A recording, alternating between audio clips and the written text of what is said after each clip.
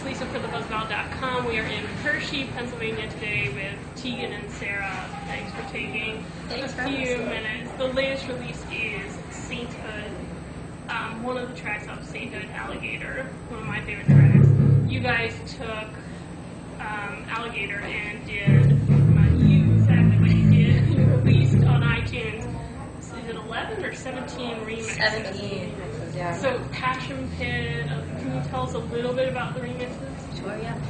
We basically just had like sort of a wish list of people that we thought would be cool to remix the song. So you mentioned Passion Pit, Fortet, we had VHS or Beta. I mean, there's literally 17, and there's kind of like a wide spectrum of remixers. Some are like more traditional dance people, and some people are more like sort of like indie rock dance type people. And we just thought it would be a fun way because there's always debate over what is a remix, and sometimes we're remixing for radio, sometimes we're just remixing for the club. So we wanted to get a lot of different people's perspectives, and it was a really hands-off project. Like, we really just gave the files to people and let them do whatever they wanted and didn't micromanage in any way. And I think it's a cool project, and it is the same song remixed over and over, so it's not so diverse, but it's like they're really different takes on the song. So it was like a fun thing for us to sort of drum up some attention around the release of the song as a single. One of my favorite versions of Alligator, when you guys were you appeared on CBC's Mama Yama, and you reworked the lyrics to Alligator to make it into a children's song. What is it? Round and round the tree. It's my favorite version. It's like one of my favorite Tegan and Sara performances.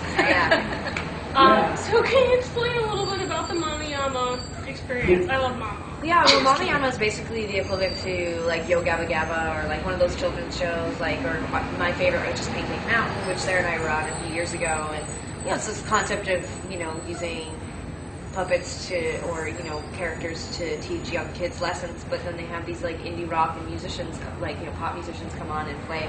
And they asked us if we could alter the lyrics a little bit just so that they were more kid friendly and they could maybe teach a lesson about something. And so we wrote this whole sketch around Mama Yama being afraid of alligators, and us trying to say like alligators aren't scary, and then we sing the song. And the video's up online, or it's on our website, and I would have to agree with you that it is one of my favorite Tegan and Sara performances as well. It's also just cute to look at all the dudes in the band because they're like enjoying themselves as well, and it's nice when you have like alternative performances like that. I'm not sure that it necessarily generally the only reason why you do press is to spread the word of your band and get the music out there and sell records or tickets ultimately. But when you do events like that or performances like that, like Pink Pink Mountain or Mama Yama, you're truly just performing to perform. Like, it's kind of like just an experience, really. And it's definitely, all the ones we've done, my favorite, because it just turned out really well. The people there were really good, and allowed us to sort of come to a whole new audience. So now we have like a whole area of our state or of our crowd that's just babies, like strollers and moms, and we play in the afternoons, and it's good money. There you go. That's what those kids got a lot of disposable income. You think a 2 or 3-year-old wouldn't have a lot of money, but they do. So that's the bottom. That's what you've taken. That's the lesson you've taken from pretty much it. Mama. Yeah. The lesson we learned was that kids have disposable income. Yeah. You would never thought that. Do you remember back, how long ago it was, any of your favorite childhood TV shows? Oh my god, yeah. I mean, the usual stuff like Sesame Street, of course, but Care Bears was really big when we were kids. So, I mean, even the toys, the shows were big, but it was really the merchandising that was so instrumental in, our development. The desire to want something so irrationally, that happened with Care Bears for sure. Have it. Like Cabbage Patch Kids, which I think was pretty big. Yeah. And musically, there was the mini pops, which weren't as big in America, but were huge in Britain and huge in Canada. And mini pops were a bunch of 5 to 12-year-olds. Some were really young, and then some were more around 8 and 9 and 10-year-old range. And they would dress up they would doll them up, kind of like to look like an adult, and sing songs like "Eye of the Tiger" and Maniac and all these adult songs. And they had all these videos, and they were so popular in Canada. And I think that was truly, we used to for years say Bruce Springsteen and even New Kids on the Block or Cyndi Lauper. These were our influences growing up. But I think the thing that made Sarah and I want to be performers probably first was the mini pops, because that was when we were like, that was all under age 7.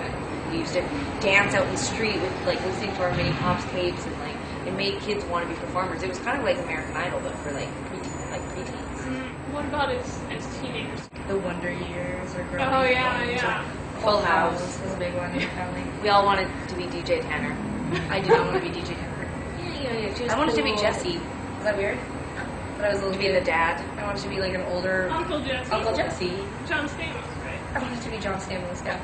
Which isn't so weird because I also wanted to be Phil Collins. So obviously I was I was trans, but I was like specifically like a 30-something-year-old sort of midlife crisis, leather jacket wearing man inside. So you had the I think we both had really strange upbringings in the sense that like we really idolized male singers and a lot of male actors, and like it's so interesting because we talk a lot about gender and sexuality now, and we don't talk about it so blatantly in our music, but it's really interesting. Our audience, you know, it's such a wide spectrum of people from the gay community, but also from the heterosexual community, and I really like we're shaking up what traditional roles are in our world. And as kids, no one told us we couldn't be John Stamos. No one told us we couldn't be. I feel like John Stamos sometimes on stage because, and I mean, and this is a call that I'm making visually and aesthetically, but like, you know, I'll see guys do it, but I'll also and queer people do it, but like sometimes I'll see like what I would assume is like sort of like a straight woman being like singing along, but like really like singing along with me in this way that feels like they're like objectifying me, and I'm like, it finally came true. Like I really am John Stamos. I'm really Uncle Jesse. I'm in a band. I'm really making some connections right now here. Yeah, this is more like a therapy session. Yeah. You didn't know what you were getting. Sarah, since you're chatting, or Jesse, I don't know what to call you now. But you picked up, Tegan's gonna leave the interview soon, but you picked up as a hobby drawing and your illustrations, and I know you don't share them with the world, but can you share anything about them or the subject matter? I mean, I think that I remember. I mean, I've been really single like for a number of years, and you really start to have a lot of spare time on your hands. And I've always seen music as a hobby, but also as my occupation. So I started to try to look for other ways to entertain myself that would sort of like focus my energy in the same way, but wouldn't just be music. Sort of like as a healthy distraction. Like for example, when Tegan was single, she went through DJ phase, so she really focused a lot of her energy on Lindsay Lohan. In the decks or whatever. It was before Lindsay Lohan really went off. That's true. She was still pretty cool. The rails. I went through, what Sarah saying mainly is I went through a phase where She was really fun. it was fun. She was DJ Sarah's sister, and she was DJ gigs. But you know, like all joking aside, like you really do look for things outside of your comfort zone to just sort of get things going on and whatever. And so for me, I started trying to push some boundaries. You know, They're really good. I tried to get, if it were me, I would have an art show for myself, and I would put them up on the wall, and I would let people see them. They're really good. They're really interesting. Well, I'm sorry. Oh, I said that's very kind. Oh, there you go. Little sister. That's sweet. That's nice. During our therapy session. But Tegan, any hobbies? I mean, I really like this year specifically got like I had some friends that encouraged me to start doing yoga, and I really liked it. I'm a workaholic, and I'm constantly coming up with projects. You know, the last 2 years, my main focus was these books that we did, and now we're starting to work on a DVD, and like we write for other people, and we collaborate with other artists, and we're constantly talking about work. And so for me, I had to find something, and I've never had a hobby, and someone suggested that like not only could it be a hobby, plus it's good for you, but also it would give me a solid amount of time a day where I literally couldn't think about anything except trying not to fall over or start to cry. And so I was like, okay, I'm gonna try yoga.